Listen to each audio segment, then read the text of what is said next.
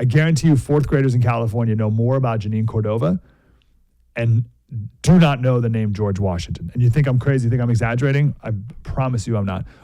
I'm certain more fourth graders know Janine Cordova than know of D-Day. There's no question about that. I would even put money on more know about Janine Cordova than George Washington. Because they need to remove the old memories that we share that are good and replace them with new stories, which are, well, the president of El Salvador would say are satanic. We got to get rid of Christianity and we have to replace it with pride. Pride Month. Well, what are we celebrating? First of all, how about we don't celebrate pride? Pride's a cardinal sin. And you might say, well, they don't mean pride. They mean it's a group of oppressed people and now they're just finding their identity and they're getting some security in that identity. And so what they mean by pride is security in that identity. It's like the word's pride. That's the word that was chosen. And it's pride in relationship, as far as I can tell, to nothing but hedonistic self-gratification. It's like your identity is gonna be your sexual desire. That's your identity, your sexual desire. So that means you've reduced your identity to the most immature and hedonistic part of you, the part that would exploit someone else for your own gratification, for example, the part that would exploit you for your own gratification. And now that's your identity. And now that's what we celebrate. Yeah, no, that's a very bad idea. Jordan Peterson wrote, "Dear Justin Trudeau," Jordan's Canadian, "the celebration of casual, hedonistic, self-centered sex is not the celebration of love." That's what they all say. It's just love. It's about love. The celebration of casual pride is not a festival of love. It's a festival of pride. That's why it's called Pride. I believe people when they say what they mean. And now it's a whole bloody season. Not a parade. Not a day, not a week, not a month, a season. Why? Because self-absorbed narcissists have no limits.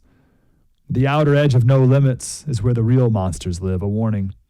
He says the government has absolutely no business involving itself in this. None. Even Justin Trudeau's almost equally reprehensible father said, and so famously, there's no place for the state in the bedroom of a nation.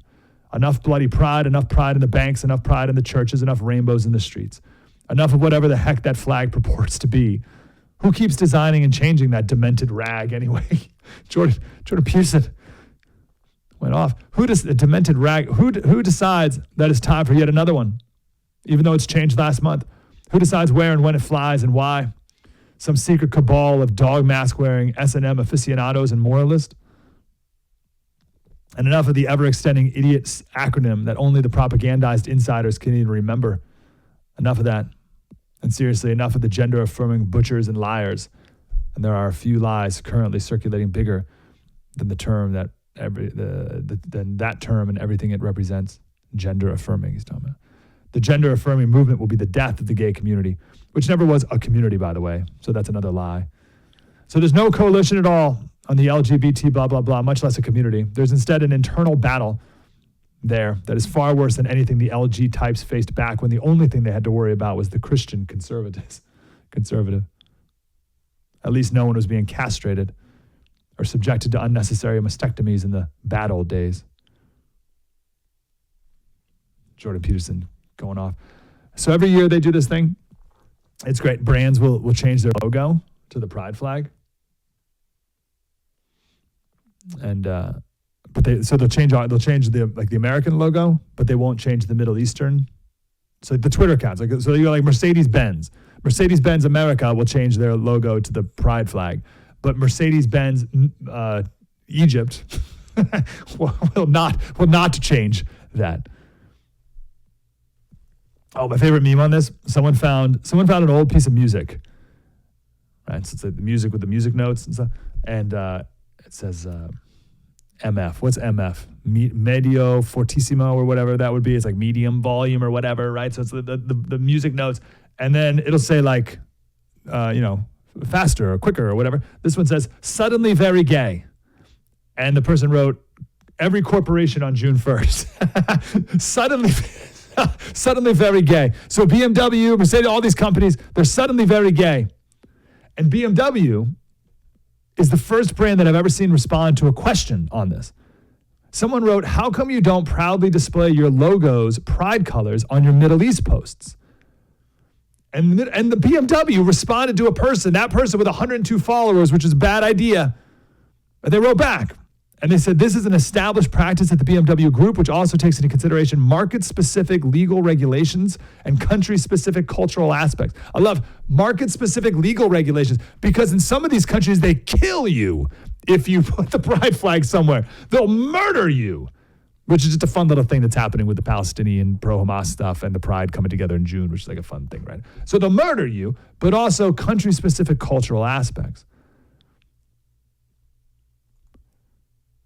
By the way, shout out to Ford and GM for not doing it. Let me see if that's still true. Yeah, Ford did not go that way like they have in the past. But on this country-specific cultural aspects is more than cultural aspects. Just to bring it back to the religious point, Jesse Kelly put it the other day that these companies are just paying respect to that host nation's national religion. They're doing the respectful thing. They're the host, they're the guest in a country, and they're going to respect the national religion of that country. And when you have a country like ours that worships LGBTQ ideology, companies will bow down to it until it's no longer our religion, or really until it's no longer profitable.